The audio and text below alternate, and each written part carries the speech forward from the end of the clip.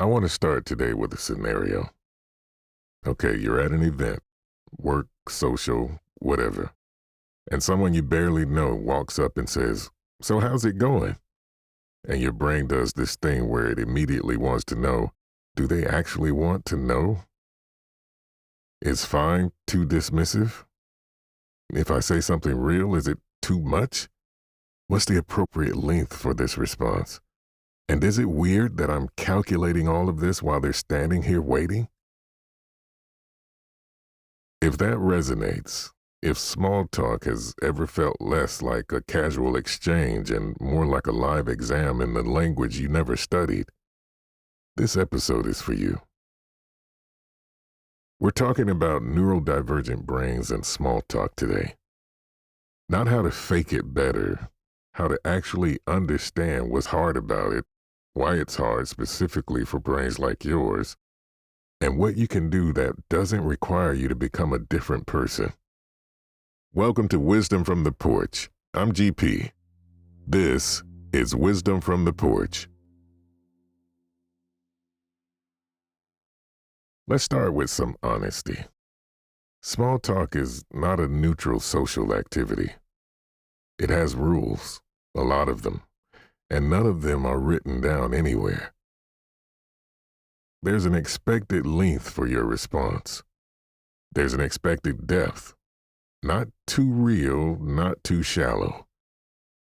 There's a rhythm, a reciprocity.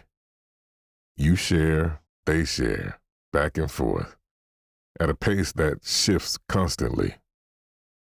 There are cues of tone, facial expression, and body language that tell you when to wrap up, when to ask a follow-up, when the other person is checking out.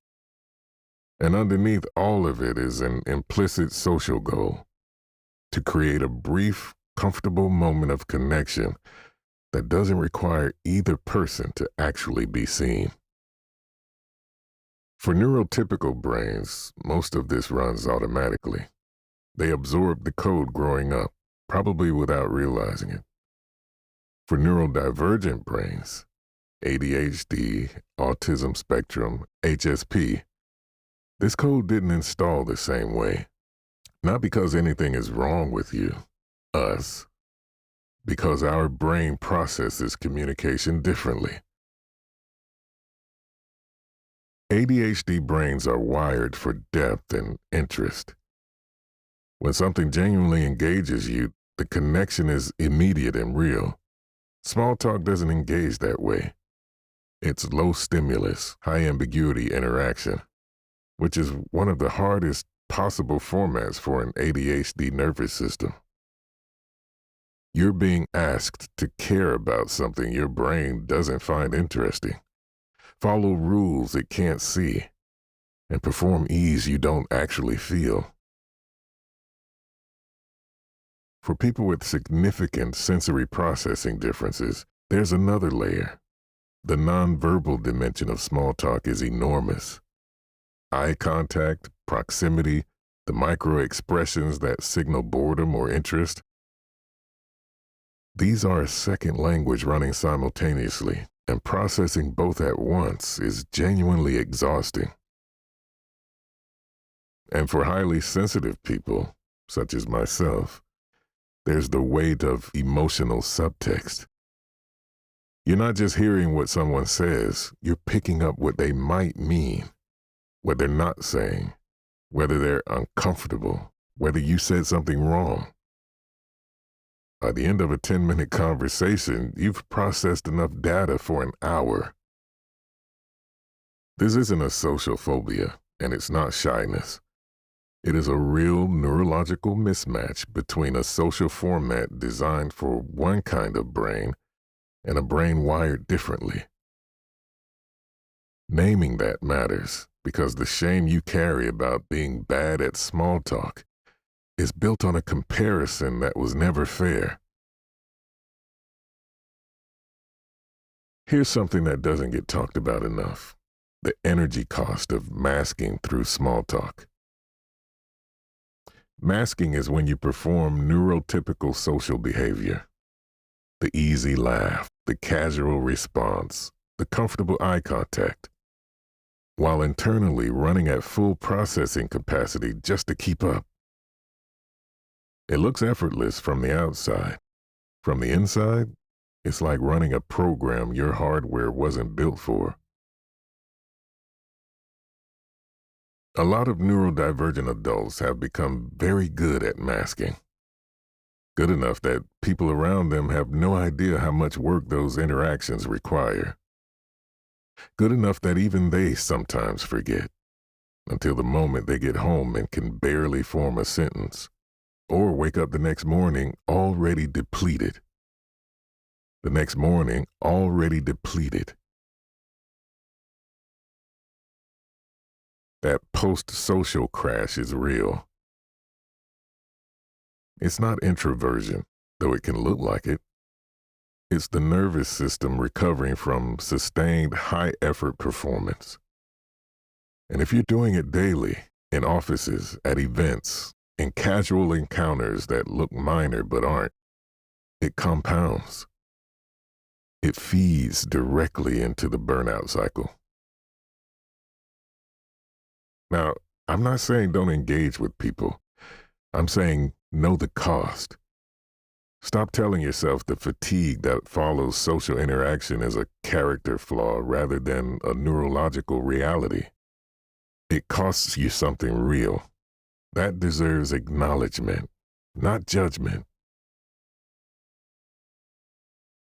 All right, here's what to do with it. 4 tools, not scripts to memorize, strategies that work with your brain instead of demanding it perform. Tool 1, the genuine interest anchor. Small talk doesn't have to stay on the surface forever. You just have to get there first. When you're in a conversation that's draining you, look for a thread you can follow towards something real. If someone mentions their weekend and connects to anything you genuinely care about, a place, a hobby, an experience, pull on that thread. You were in Nashville? I've been curious about that city. One authentic question shifts the whole dynamic. You're not hijacking the conversation. You're navigating it toward ground where you can actually stand. Most people are relieved when small talk moves into something real. They're usually just as uncomfortable with the surface level as you are. They just don't show it the same way.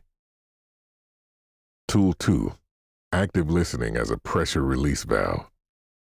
One of the highest stress parts of small talk for ADHD brains is the dual processing demand. Listening to what's being said while simultaneously generating the next response. Your brain splits its resources and sometimes drops both. The fix? Stop preparing your response while they're talking. Fully listen. Just listen. When they finish, you'll have a second to process and respond from what they actually said, which is almost always better than what you were preloading while half listening. It slows the pace slightly, but it makes you a more present conversation partner. People feel heard. The interaction improves, and your brain does one thing at a time instead of 2. Tool 3, the strategic redirect. You are allowed to steer the conversation. You don't have to follow every thread someone opens. If a topic is draining you, if it has no traction, if you genuinely don't know what to say, redirect. Can I ask you something totally different? Is a complete sentence. How long have you been in this field? What brought you here tonight? These are not conversation killers. They're resets. Neurodivergent adults often feel like the conversation is happening to them. It doesn't have to be. You can drive.